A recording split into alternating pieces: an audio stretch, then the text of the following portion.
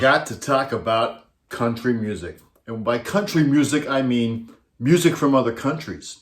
Now, I grew up in Cleveland, Ohio, and we had a lot of diversity there of different types of music. We had country music festivals and polka festivals, but we didn't have this wide range of music that we have in New York City.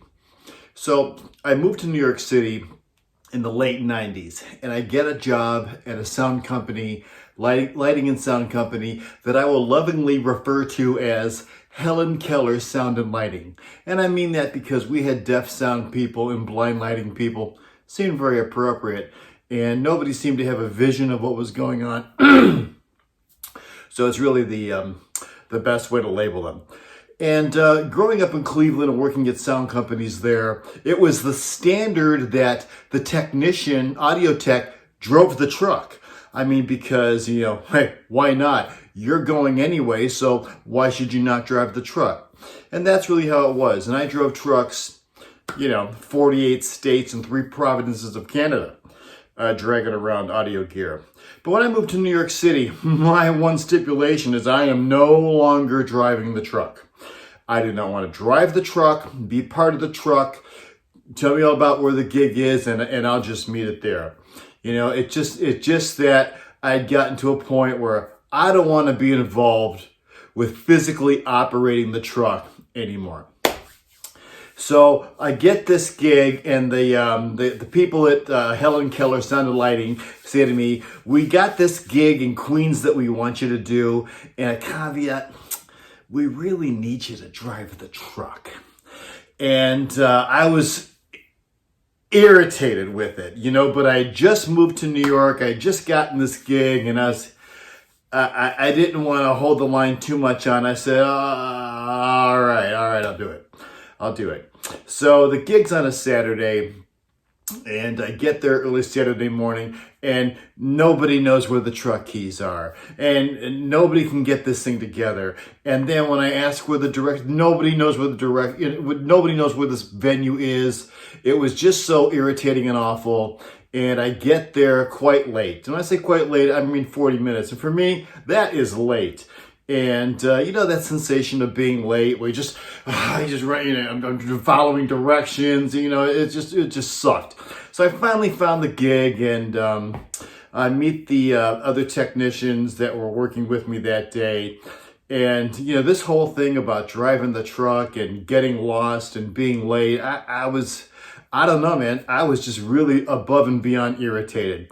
And when the client went and met me on the loading dock, I didn't even want to talk to him. I just walked right by him. I walked right into the venue. I found out who the stagehands were and said, okay, let's get this thing going. And it was the Greek show, right? The clients were Greeks, and it was some kind of Greek show. I don't remember who the fucking was that was performing on that day. But I don't remember that. But I remember them having very specific ideas about what we should do with the sound system and how we should put it over here and how we should stack it over there. And I wasn't having it. I was like, listen, I do not want your input at all. Allow me to please temporarily install this audio system in this venue so we can have your performance. And when I'm ready to hand the keys to the car over to you, I will let you know. In the interim, please do not interrupt me in my method of production, how I kind of put it to them. And then, so we get through that, and they got all this wacky requests, and nobody speaks English, and everyone's yelling at each other in Greek, and all right, that's how this is going to be. And then we get to the point where we're going to have the show, and the promoter and the front of house mixer, they said to me, where are you going to be during show? So where am I going to be? I'm going to be on the loading dock, getting high and smoking cigarettes. I'm not staying in here and listening to this crappy music. Not going to happen, I mean, just every single thing they wanted to do all day long, I said no. I could not have been a bigger prick. And at the end of the night, we took it all down, put it back in the truck, and the guy went to shake my hand, and I swear to God, to this day, I don't know why I was such a prick to this guy. I was such a jerk. I wouldn't even shake his hand. And got back in the truck, and I drove away. So Monday morning comes, And my boss, he wants to see me in his office. I bet he does, you know. So I go in there and he goes, hey, Pete, listen, I got a call from the Greeks about your performance at the show Saturday night. And I'm ready for it, you know. I mean, I'm got my apologies ready. I mean, I'm just sorry, you know. I'm getting my speech ready, what I'm going to say. And he says, yep, the Greeks called and they said, from now on, they want you to do all of their shows. Incredible. Turns out in Greek culture that the more polite you are, the more subservient you are. And because I was such a dick, they thought I was King Dude. It was just too funny.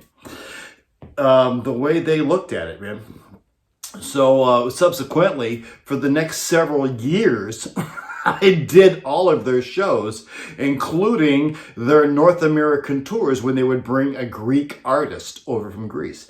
Now, a usual Greek tour in America is about 8 cities. You know, New York, Chicago, Boston, D.C., maybe in Atlanta, and then we would always do L.A.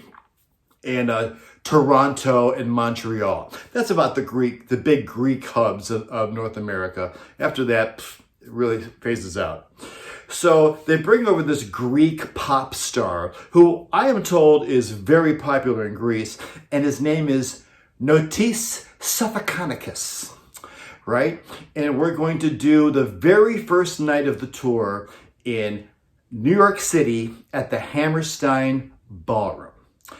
And he builds this we bring in this giant set that they had shipped over from Greece, right? And the focal point of the stage was a big globe that he would be inside.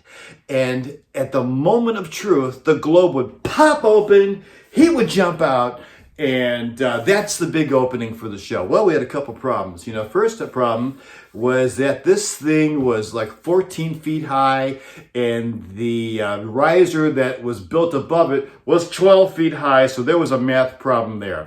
They had to rebuild all that. Then when it came time to get the globe together, it turns out it was on what they called the delta power.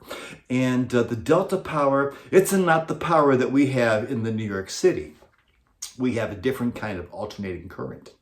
So we had to get some guy in to bring in some converters and bring some gizmos and some gadgets and make all that thing work. And it was just a day-long incident after incident with the Greeks freaking out and the Greeks yelling at each other and no one speaking English and what's going on with the delta power. And so we get through it and they get that thing to open up and close, you know. All right, okay, we're ready for show. So I'm at front of house out in the audience with the Greeks who are mixing the show. And I'm the technician and the crew chief for the audio company there. And we're ready to go. So the top of the show starts and the intro music's going and the lights are flashing and out comes this globe that's pulsating and pulsating out from underneath the drum riser, and it's pulsating with light. And then you could hear him singing inside of it, and the lights are behind him. You can see his silhouette, and the crowd's going wild.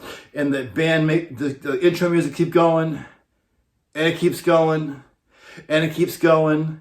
And the guy is trapped, Spinal Tap style, in the globe. It was unbelievable.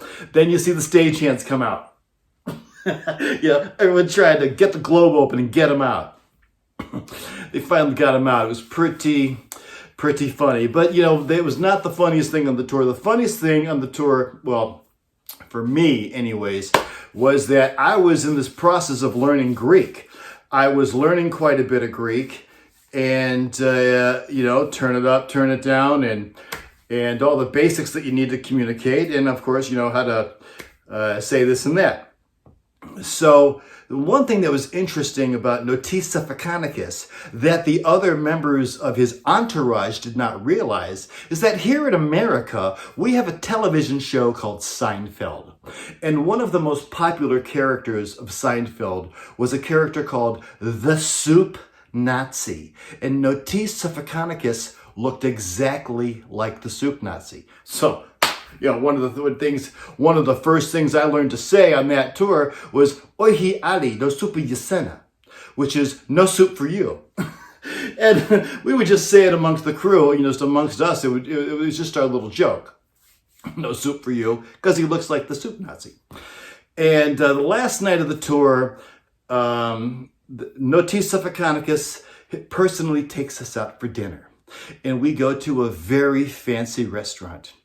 And he's there at the head of the table. And, Greeks are very, they like the elaborate, right? And this whole thing's going on, and this guy's doing a toast, and that guy's doing a toast, and this is going around the table. And I finally said, you know what, I'm getting involved in this. And I get up, and I raise my glass, and I say, "Ohi ali no supa yasena." Everyone at the table's quiet. Everyone's just staring at me. No one's saying a fucking word. What's up with this? Guess what I don't know? I don't know that in Greek culture, they call smoking the cocaine cooking the soup. And the fella sitting at the end of the table, that's the star of the show, turns out he had a bit of the cooking the soup problem. An international incident in the making. Glad I survived it. And I tell you, looking back, it was definitely funny.